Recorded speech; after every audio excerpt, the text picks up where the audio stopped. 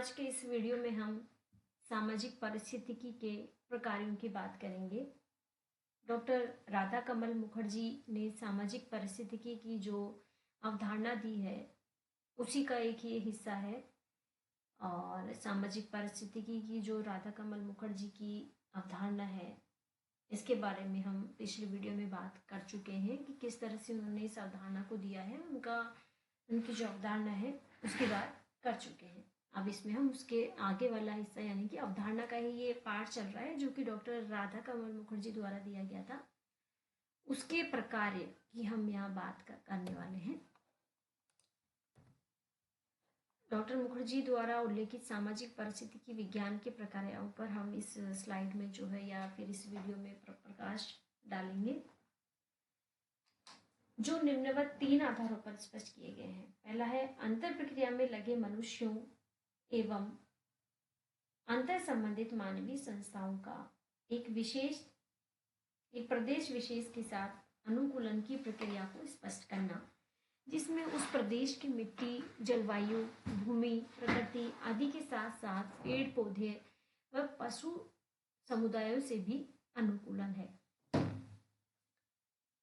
उन स्थानिक भोजन संबंधी संबंधों को खोज निकालना जिसमें कि परिस्थितिगत शक्तियों के संदर्भ में एक प्राकृतिक क्षेत्र में मनुष्य तथा मानवीय क्रियाकलाप संगठित है।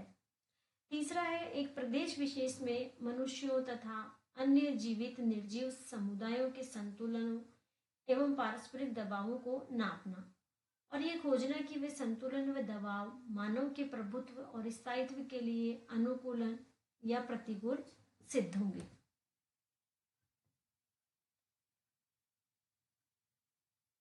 परिस्थितिगत अवस्थाएं एवं आदिकालीन समाज।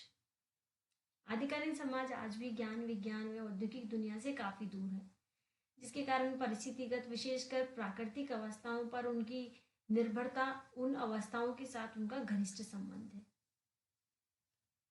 देखिए आदिकालीन समाज होता क्या है? आदिकालीन समाज प्राचीन समाज, अगर हम प्राचीनता की बात करें, आदिकालीन की बात करें तो वो उन सब भौतिक सुख सुविधाओं से दूर है जो कि हम प्रेजेंट में जो हमारे पास है, मशीनीकरण, तकनीक, इन सब से वो कोसों दूर है। ठीक है, तो उनकी जो जीविका है, उनका जो जीवन यापन है वो प्रकृति के इर्द गिर्द ही होता है। प्रकृति में ही वो अपनी सारी आवश्यकताओं को पूरा कर लेते हैं। ठीक है, तो डॉक्टर मुखर्जी के अनुसार आदिकालीन समाज पर प्रस्तुत विचारों को विद्यार्थी निम्न बिंदुओं के माध्यम से आधुनिक समझ सकते हैं। जिसे आदिकालीन समाजों में न केवल सामाजिक संगठन अपितु धर्म, जादू, परंपराएं, प्रथाएं व विश्वास परिस्थितिगत मूल्यों द्वारा प्रभावित थे। आदिकालीन समाज में व्याप्त टोटमवाद का प्रचलन इसी सत्य को प्रमाणित करता है, क्योंकि टोटमवाद के अंतर्गत विशिष्ट पशु, पेड़ पौधे आदि जिसको भी टोटम मानते थे उसको मारना या नष्ट करना वर्जित था। ये प्रकृति से सामंजस्य का उदाहरण है। देखिए टोटमवाद की बात हम हमारे जो दुर्खीम का जो धर्म की अवधारणा थी उसमें हम इसको अच्छे से पढ़ चुके हैं कि किस तरह से आदिम समाज की टोटमवाद को स्वीकार करता है। टोटम होता क्या है? टोटम वास्तव में एक कोई भी निर्जीव या सजीव वस्तु या चीज होती है जिसको कि वो आदिवासी समूह या आदिम समाज जो है अपना भगवान मानता है, उसको भगवान की तरह उसकी पूजा करता है, विशेष मौकों पर उसकी पूजा करता है, या कोई भी अच्छा काम वो करने जा रहे हैं तब पहले वो उसकी पूजा करते हैं और उसको जिस चीज को वो टोटम का दर्जा दे रहे हैं उस चीज के लिए उनके मन के अंदर आदर भाव होता है। और जो है अगर वो कोई पशु पक्षी है, पेड़ है, तो उसको मारना या उसको दुख पहुंचाना, उसको हानि पहुंचाना उनके लिए वर्जित होता है। यहाँ तक कि अगर वो ऐसा करते हैं तो उनके लिए दंड का प्रावधान भी होता है कि अगर समाज में से यदि कोई ऐसा कर लेता है तो उसके लिए दंड का प्रावधान है। उसके प्रति टोटम जो भी जिस भी प्रतीक को वो मानते हैं उसको या तो वो विशेष मौकों पर अपने शरीर पर, ठीक है, फॉर एग्जाम्पल जैसे सिपाही है, सैनिक है, वो बैज लगाते हैं अपनी वर्दी पर, बिल्कुल उसी तरह टोटम का जो निशान है ये लोग अपने माथे पर या अपनी छाती पर या पीठ पर लगाते हैं। सम्मान के भाव से ये लोग देखते हैं। ठीक है, तो उसी टोटम की बात यहाँ पर राधा कंवर मुखर्जी ने भी की है। टोटम के अनुसार टोटम की अनिवार्यता से संतुलन बनाए रखने का आदि महत्वपूर्ण प्रयास था, क्योंकि जिन जनजातियों के लिए पशु आदि महत्व रखते थे, उनकी संख्या उस प्रदेश में अल्प या सीमित थी।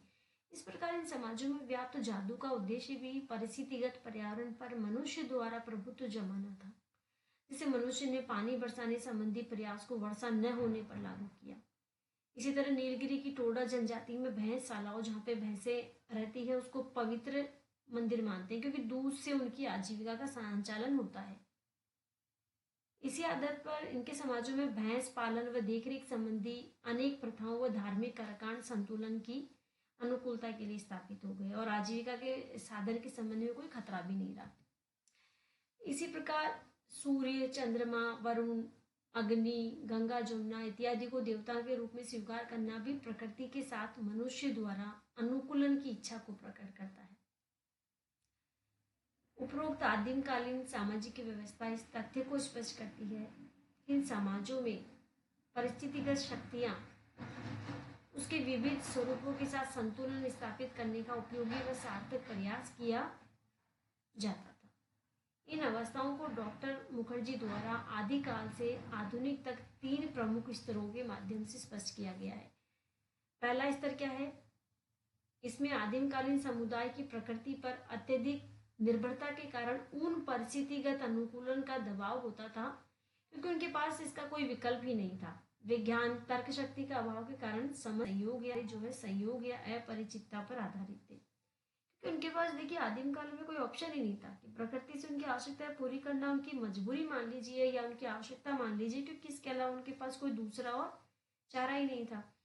सेकंड स्टेज क्या बताइए? इस स्तर पर मनुष्य की परिस्थितिगत संबंधी की विशेषता तार्किक व क्रमबद्ध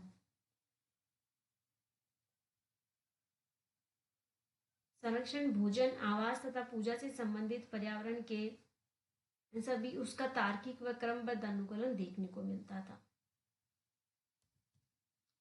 तीसरी अवस्था है आधुनिक व्यवहारिक परिस्थिति विज्ञान से संबंधित है, जो कि जैविक परिस्थिति के सहयोग से व्यक्ति का भविष्य में उत्तरोत्तर अग्रसर की आशा करता है।